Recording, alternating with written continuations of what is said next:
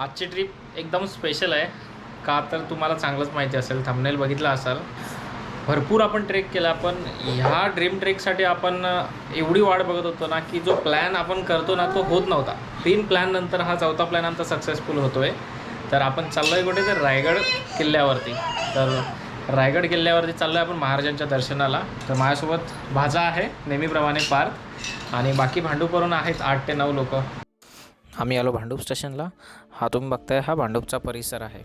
तिथून निघाले आपली ट्रेन. आपण पकडली होती लोकल ट्रेन जी दादरला जाईल. तर त्या गाडीतून आपण दादरला निघालो आहे आणि कांजूरमार्ग स्टेशनच्या पुढेही चाललो होता.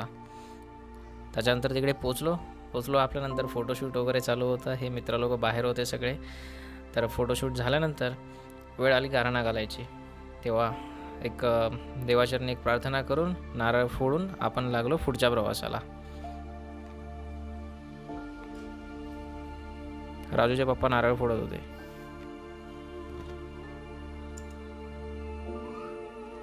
त्यानंतर प्रसादी वगैरे दिली सगळ्यांना नारळ फोडून आणि आम्ही बसलो गाडीत आल्यानंतर सगळ्यात पहिलं काम म्हणजे आपल्या मुलांची सगळे काउंटिंग करणं की किती लोक आलेत किती लोक नाही.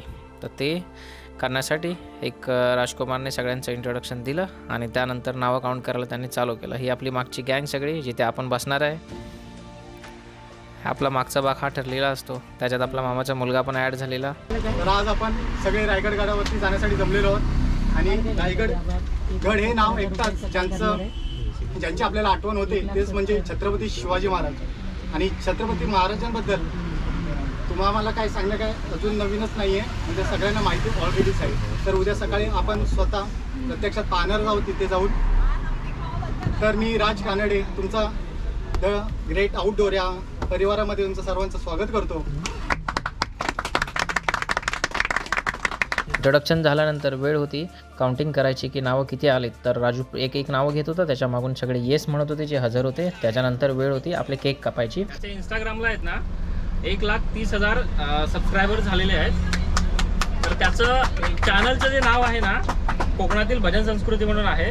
त्याच्या भजनाच्या व्हिडिओज असतात. तर त्याच निमित्ताने ना त्याने केक घेऊन आला आहे. तर आपल्या सर्वांमध्ये त्याचं सेलिब्रेशन करावं अशी आपली इच्छा आहे. तर केक कापेल. त्यानंतर केक वगैरे कटिंग करायला चालू केलं. केक वगैरे कटिंग करून झालं, सगळ्यांना वाटलं मस्त व्यवस्थित सगळ्यांनी खाल्ला. केक खूप छान होता, ओंकारने आणलेला. तर हॅट्स ऑफ टू ओंकार, मस्त केक होता. त्यानंतर आपण प्रवासाकडे परत निघालो.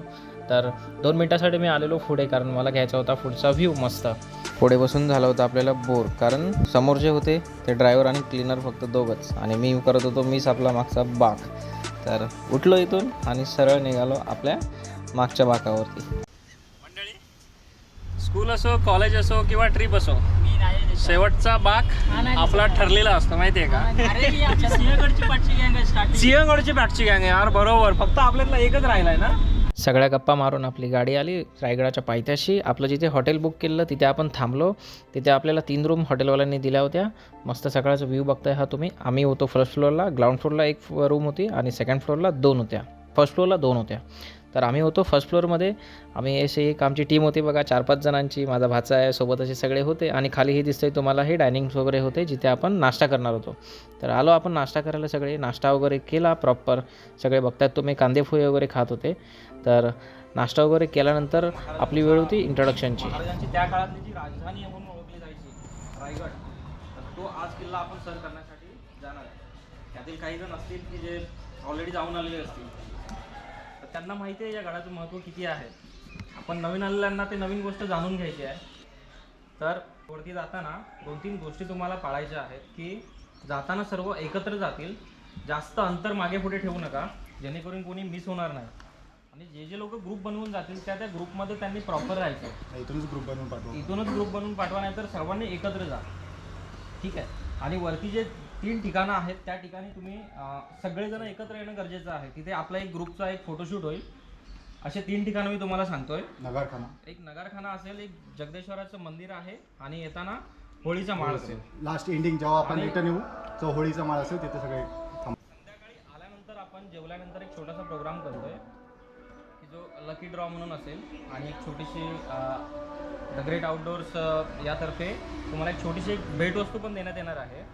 आणि एक आत्ता वरती जाताना आपण एक छोटा बॅच देतोय की जो सर्वांनी आहे ना घालायचं आहे, जेणेकरून आपली माणसं कोण आहेत नाही ओळखता येतील फटाफट. वरती चढण्यासाठी जी आवश्यक माहिती होती ती देऊन झाल्यानंतर आपण निघालो गडाच्या दिशेने. हे आपले बघता, हे आपला सर्व ग्रुप आहे जो आपण मागून एकत्र जाणार होतो. त्याच्यानंतर आपण निघालो. बाचा मस्ती करत होता.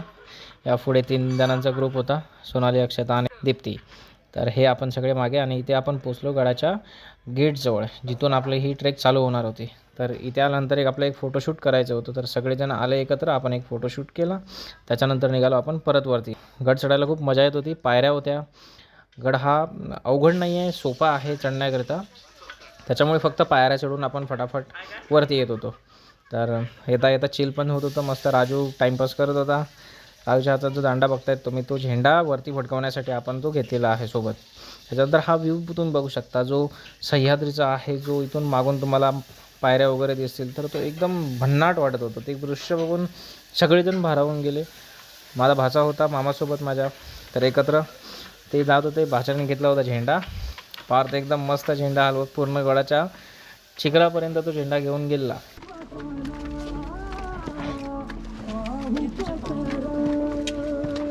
तो माझा भाचा आहे.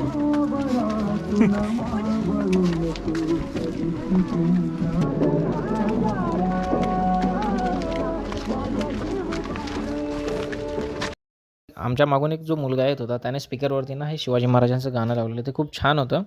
तर ते गाणं ऐकून झाल्यानंतर आपण आलो पुढे. तो मुलगा गेला पुढे. त्याच्यानंतर हे पुढे बसलेले आपले साथीदार सगळे, दिनू आहे तिथं. त्याच्यानंतर सिद्धू, बंटी, संदेश होता. तर तिथे थांबलो, त्यांचे हाय केले आपण. त्याच्यानंतर आपण निघालो पुढे. राजू बोलत होता थांबायचं नाही आहे, पण आमचा जीव इथे थांबल्याशिवाय राहत नव्हता, कारण हा सर्व निसर्ग बघण्यासाठी आम्हीही अशी उत्सुकता आमच्यामध्ये ती भरलेली होती. ही उत्सुकता तुम्ही अशी दाखवू नका जे फोटो काढून रिस्की ठिकाणं जाणं. तर ते आपण अवॉइड केलं आणि परत पुढे चाललो आपल्या पुढच्या प्रवासासाठी. तर गड चालतच राहिलो. त्याच्यानंतर आपण हे जे तुम्ही मागे बघतायत ह्या पूर्ण शिड्या आहेत, इथून पायऱ्या आहेत, तिथे थांबलेले आपली मुलं सगळी. परत इथे आपण त्यांना हाय केला आणि परत वरती निघालो आपल्या पुढच्या प्रवासाला. रायगड हा महाराष्ट्रातील रायगड जिल्ह्यातील सह्याद्रीच्या पर्वतरांगात असून समुद्रसपाटीपासून सुमारे 820 मीटर म्हणजे 2700 फूट उंचीवर आहे. मराठी साम्राज्याच्या इतिहासामध्ये एक त्याची खास ओळख आहे.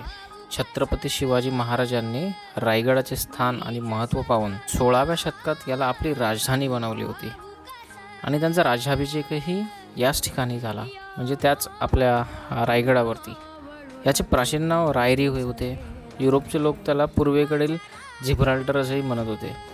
जिब्राल्टरचे ठाणे जितके अजिंक्य तितकाच आपला रायगड अजिंक्य व दुर्गम. 500 वर्षापूर्वी त्यास गडाचे स्वरूप असे नव्हते. तो नुसता एक डोंगर होता. तेव्हा त्यास रासविटा व तनस अशी दोन्ही नावे होती. त्याचा आकार व सभोवतालच्या दऱ्या यावरून त्यास नंदादीप असेही नाव पडले होते. निजामशाहीत रायगडाचा उपयोग कैदी ठेवण्यापुरता होई. मोऱ्यांचा प्रमुख यशवंतराव मोरे जावळीहून पळून रायगडावर जाऊन राहिला, तर प्रतापराव मोरे विजापुरास पळाला. महाराजांनी 6 एप्रिल 1656 रोजी रायरीस म्हणजेच रायगडास वेढा घातला व मे महिन्यात रायरी महाराजांच्या ताब्यात आली. तेथे असताना कल्याणचा सुभेदार अहमद मुल्ला खजिने घेऊन विजापूरकडे निघाल्याची बातमी महाराजांना समजली होती.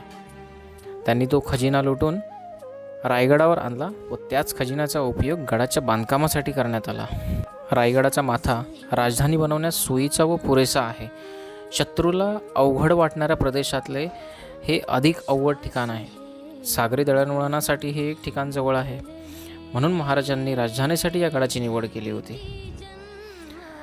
गडाच्या पश्चिमेकडे हिरकणीचा बुरुज, उत्तरेकडे टकमक टोक, श्री शिरकाई मंदिर आणि मध्यभागी असलेला महाराजांचा पुतळा ही गडावरची प्रमुख आकर्षण केंद्र आहेत.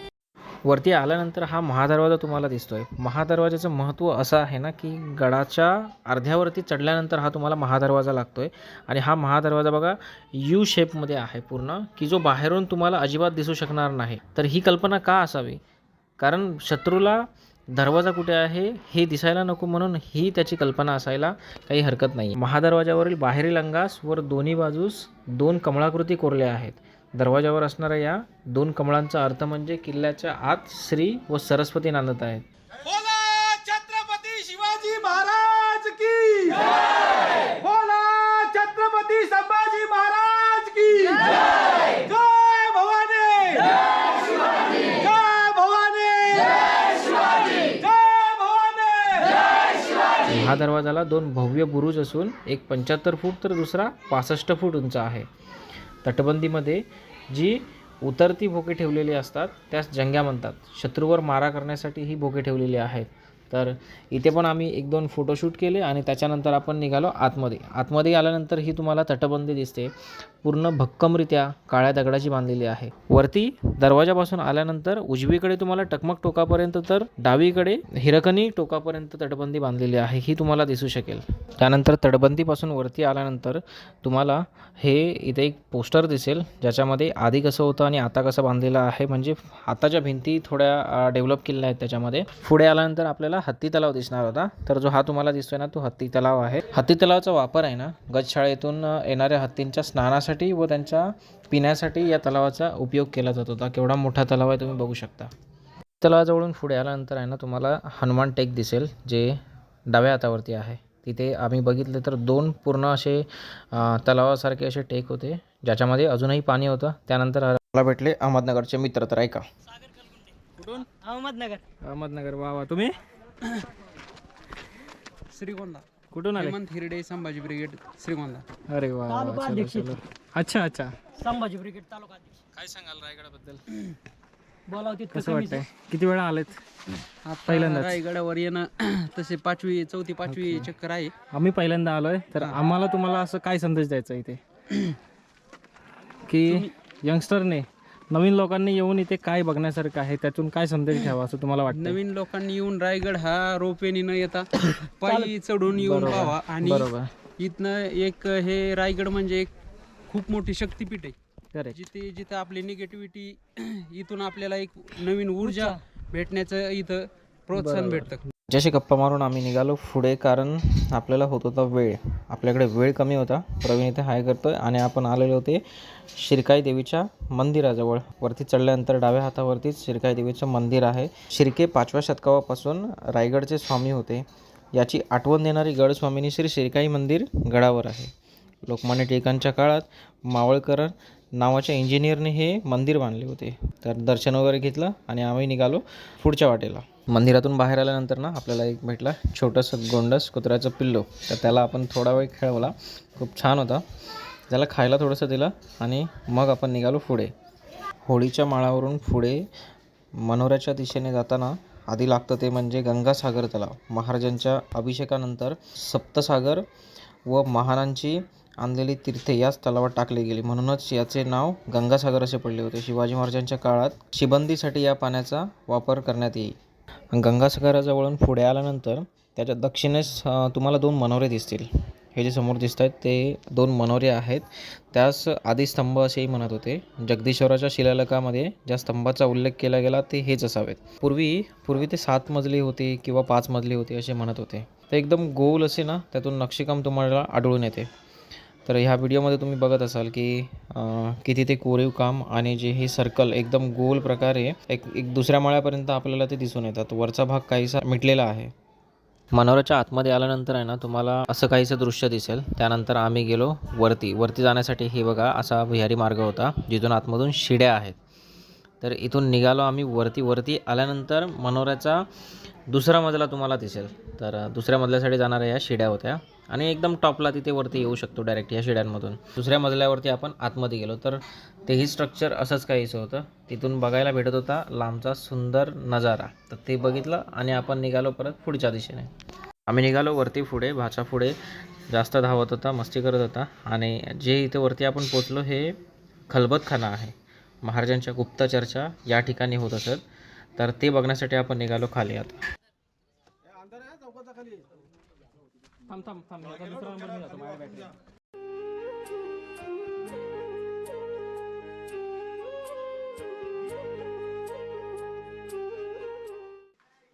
अरे इथे गुप्त चर्चा व्हायची, म्हणजे काय बोलायचं असेल ना. आम्ही आलो वरती आल्यानंतर एकदम असा प्लेन असा आम्हाला जागा दिसली, जिथे सचिवालय आणि आपल्या राजांच्या सभा व्हायच्या ते ठिकाणावरती आपण पोचलो होतो. तर तिथेच राजांचा राजदरबारही होता. आता ते तुम्हाला ओपनली दिसत असेल पूर्ण. तेव्हाच्या काळामध्ये पूर्ण छप्पर होतं असेल, लाकडाच्या सहाय्याने ते बनवलं गेलं होतं असेल, ते कारण आपला महाराजांचा हा रायगड 11 दिवस जळत होता. तुम्ही विचार करू शकता की ते किती भयानक होतं असेल. तर आम्ही आता आलेलो इथे छत्रपती शिवाजी महाराजांच्या राजवाड्यामध्ये. तर हे तुम्ही बघताय पोस्टर जे इथे लिहिलेलं आहे. तर त्याच्यानंतर आम्ही गेलो पुढे. भाच्याला माझ्या एकदम राहावलं नाही, एकदम त्याने प्रॉपर टोपी वगैरे काढून दर्शन वगैरे घेतलं. त्याच्यानंतर आपण निघालो पुढे. पुढे जो होता ते नाणे दरवाजाला आपल्याला जायचं होतं, कारण तिथेच आपल्याला राणी महाल तिथे पूर्ण दिसणार होते. सगळे जे पाची होते त्या राणी महालाच्या दिशेने आपण गेलो. आणि ते पुढे अजून एक धान्याचं कोठार म्हणून एक आहे तिथे जागा, तर ती बघण्यासाठी आपण आता चाललो आहे. तिथे गायडर घेऊन आलेले, खालच्या ग्रुपमधून आलेले. तर ते अशी सुंदर इन्फॉर्मेशन देत होते, ती तुम्ही ऐका या थोड्या त्यांच्या माहितीमधून, की आपल्यापेक्षा त्यांना जास्त माहिती आहे. तर हे धान्याचे कोठार आहे. तर तिथे 2-3 असे ना पूर्ण त्यांनी जाळ्या टाकलेल्या, कारण त्या जाळ्यांमध्ये खाली ते धान्याचे कोठार होते. तर ऐका त्यांच्याकडूनच माहिती. या रायगड किल्ल्यावरती तोफेचा मारा केला होता. त्या तोफेच्या माऱ्यामध्ये रायगड किल्ल्याचं संपूर्ण वरचे छत लाकडी बांधून जुळून गेलं होतं बघा. रायगड किल्ल्यावरती वरती छत किंवा लाकडी बांधून पाहायला भेटत नाही आहे. रायगड किल्ला एक कल्पना करा साहेब, या किल्ला बांधायला 14 वर्ष लागली आणि इंग्रजांना किल्ला पाडायला फक्त 11 दिवस लागले. किल्ला पूर्णपणे जाळून पाडून टाकला होता. साहेब बघा, तुम्हाला समोर 3 पाठीमागे खड्डे पाहायला भेटतात समोरच्या बाजूला. बघा ते जाळी ठेवले खड्डे असे. इमर्जन्सीसाठी आता रायगड राजांचा किल्ला होता. जर काही शत्रूने किल्ल्याला खाली वेढा मारला, किल्ल्यावरती लोक राहिले त्यांना ते खाली दिलं पाहिजे ना. एक 5 ते 6 महिने पुरेल ना, अशा धान्यासाठी या ठिकाणी ठेवला जायचा. बघायचं पहिला आहे तो 22 फूट आहे, 2 नंबर 20 फूट, 3 नंबर आहे 15 फूट आहे. जो शेवटला 3 नंबर 15 फूट आहे, खाली बघा सब गेट सुद्धा आहे. त्या गेटवर धान्य काढलं जायचं. धान्य किती काढलं, कोणासाठी काढायची, खाली 2 इंच मग पुढे जायचं. बघा आता छत्रपती शिवरायांनंतर 1733 पेशवे आले. पेशवे यांचाच उपयोग कैद्यांची कोठडून केलं. बघा पेशवे काय करायचं, या ठिकाणी कैदी ठेवायचे. एक 8 दिवस ठेवायची जगा कोणाही कबूल केला, पिशवी भरायची, पिशवीला गाड म्हणून टाकून खाली फेकून द्यायचे. बघा त्याची हायकोर्ट हाय शिक्षा होती. ते बघा पाठीमागे तुम्हाला पाठी लक्ष द्या. आपण जसं एकाने एक समोर एका भिंतीच्या आतमध्ये पाहायला भेटेल. बघा त्या प्रत्येक राणी मला समोर बघा तुम्हाला हाईट उतर पाहायला भेटेल. तर याला म्हणतात दासींचे ओठे. तुम्हाला ऐकून माहिती असेल की राणीच्या शिरवल्या दासी असे, दासी म्हणजे नोकरचा कर दासी खायच्या. तर बघा समोर बघा आपण ज्या गेट मध्ये बघा आतमध्ये आलो, एक नंबर गेटच्या बाजूला. तर त्या गेटला काय म्हटलं आहे, मेणा दरवाजा. समोर बघा अजून गेट त्या गेटला म्हणतात पालखी दरवाजा. सेम त्या गावामध्ये 2 प्रकार होते, मेणा आणि पालखी. माहिती ऐकल्यानंतर आम्ही गेलो पुढे मेणा दरवाजाकडे. मेणा दरवाजाकडून आपल्याला हे जे खाली दृश्य दिसे ना ते अशा प्रकारे आहे. त्याच्यानंतर आम्ही आलो राणांचे महाल बघण्यासाठी. तर इथे काही ऑलरेडी चाललेले, त्यांच्या ग्रुपने पण एक गायडर आणलेला, तर तो इन्फॉर्मेशन तिथे देत होता. आम्ही असेच फक्त बघून त्या दिशेने निघून गेलो आणि 1-2-3 राणी महाल बघितले आणि तिथून आपण निघालो मग पुढे जिथे पालखी दरवाजा होता. तर हे थोडंफार बघून घ्या तुम्ही, हा स्ट्रक्चर कसा आहे.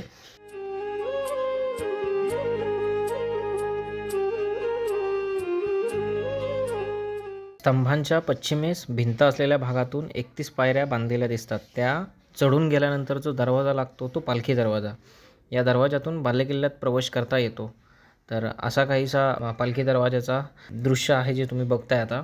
पालखी दरवाजाकडून पुढे आल्यानंतर एक तुम्हाला फलक दिसेल जिथे लिहिलेलं आहे, याच ठिकाणी मराठा साम्राज्याचे संस्थापक श्री छत्रपती शिवाजी महाराजांना 3 एप्रिल 1680 रोजी देवाज्ञा झाली असे मानले जाते. तर त्याचा एक फलक तिथे लावला आहे. त्याच्यानंतर आपण निघालो पुढे राजभवनाकडे जिथे नगारखानाही होता.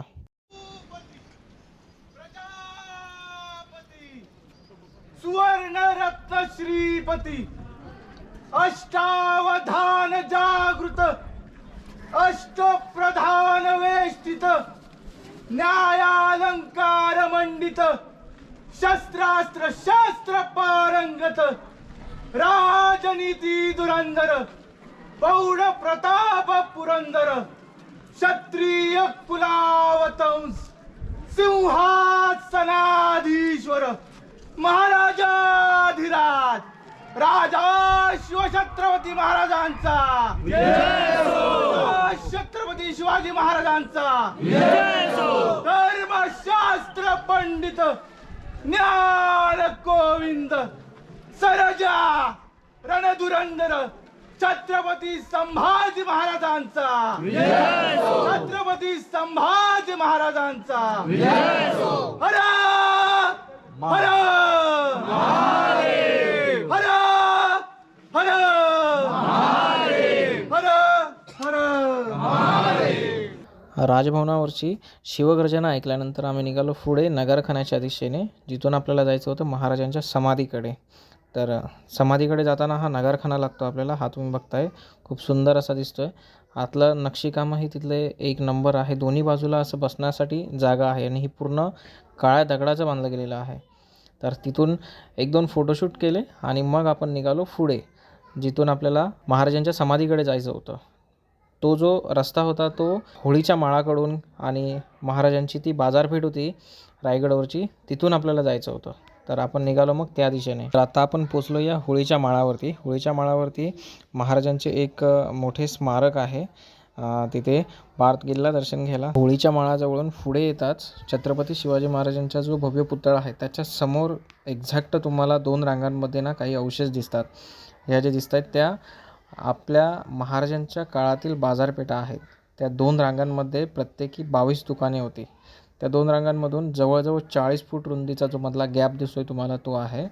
आणि ही बाजारपेठ आजही तुम्हाला जशाच तशी दिसते. तुम्हाला एक प्रश्न पडला असेल की या बाजारपेठा ही जी दुकानं टाईप आहेत ही एवढ्या उंच का आहेत? तर त्या काळामध्ये ना पूर्वी जे बाजार करायचे ना ते घोड्यावरून होत असे.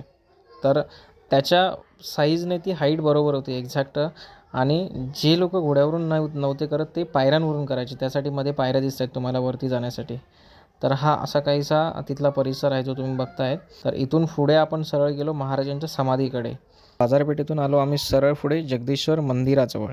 हा मंदिराचा पूर्ण एंट्रन्स आहे, जिथे मंदिराबद्दलची माहिती पण दिली आहे. तर तिथून आम्ही गेलो आतमध्ये शिरल्यानंतर तुम्हाला एक असं परिसर दिसेल, जिथे मंदिराच्या सभोवतालचा परिसर आहे पूर्ण. आणि पूर्ण हा काळ्या दगडांचा आहे पूर्ण. तिथेच एंट्रन्सला एकदम जिथे त्याचा मुख्य दरवाजा आहे, मंदिराच्या समोरच ती नंदीची मूर्ती आहे. तर तिथून आतमध्ये प्रवेश केल्यानंतर तुम्हाला ना एक सभामंडप दिसेल, जे पूर्ण आतमध्ये मंदिराच्या गाभाऱ्यामध्येच आहे. तर तिथून पुढे गेल्यानंतर आतमध्ये जाण्याच्या आधी तिथे हनुमंताची एक मूर्ती आहे, जिथे पूर्ण स्टॅच्यू आहे. तर तिथे दर्शन घेऊन आम्ही निघालो आतमध्ये गाभाऱ्यामध्ये. आतमध्ये शिवलिंग आहे. तर तिथे गेल्यानंतर आपण गाभाऱ्यामध्ये दर्शन वगैरे घेतलं आणि नंतर वेळ होती जे मुख्य आपल्याला जे बघण्यासाठी जी आतुरता लागलेली, जी महाराजांची समाधी. तर आपण निघालो त्या दिशेने, कारण त्याच्या ती बाजूलाच होतं एक्झॅक्ट. आपण आता आलो आहे आतमध्ये महाराजांच्या, जिथे महाराजांची समाधी झाली आहे तिथे आपण आलेलो आहे. तर तिथला हा परिसर आहे. तिथे बघतायत अष्टकोनी चौरसामध्ये महाराजांची समाधी तिथे बांधण्यात आली आहे आणि मध्ये पोकळी आहे थोडीशी. तर हा तिथला परिसर आहे पूर्ण. तिथेही पूर्ण काळ्या दगडाचे बांधकाम दिसतंय तुम्हाला.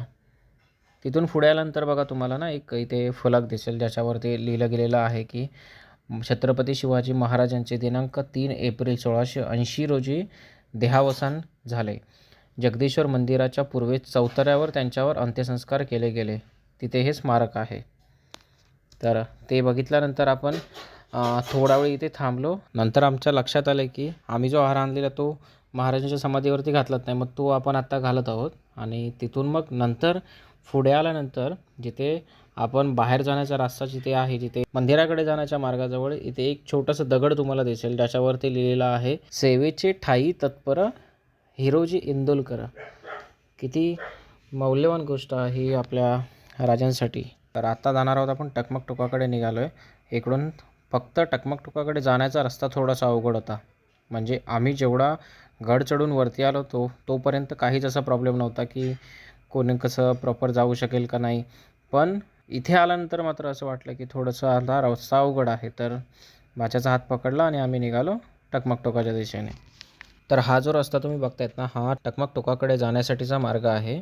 तर इथून आपण जाणार आहे सरळ टकमक टोकाकडे. हा आपला लास्ट पॉईंट असणार आहे आणि आपण सगळ्यात शेवटी होतो. जो आमचा ग्रुप होता, आम्ही 4 ते 5 जण होतो, कारण बाकीचे सगळे टकमक टोकाकडे जाऊन रिटर्नही आले होते. आणि त्याच्यानंतर आता आपण निघत होतो तिकडे. तर मी, संदेश, पार्थ, प्रमोद वगैरे आम्ही सगळे निघालो. तर तुम्हाला एंडला टोक दिसत असेल की तिथे खतरनाक दिसते. तर तिथून आपण आता रिटर्न येणार आहे. पुढे 10 मिनटं चालून आपण पोचलो शेवटी टकमक टोकाच्या एकदम टोकावरती. तर हे टकमक टोकावरून दिसणारं दृश्य आहे आपल्याला, जे तुम्ही आता बघतायत. मामा आणि बंटी खाली फोटो काढत होते. तर हा पूर्ण परिसर आहे टकमक टोकाचा. किती भयान आणि जेवढं बघायला तेवढं सुंदर आहे. तर हे बघितलं आणि मग त्याच्यानंतर आली वेळ घरी जायची. तर इथून आता आपण निघालो. हा मेना दरवाजा आहे. तर हा आपला एंड असणार आहे. ती व्हिडिओ तुम्हाला आवडली असेल तर नक्की लाईक करा, शेअर करा.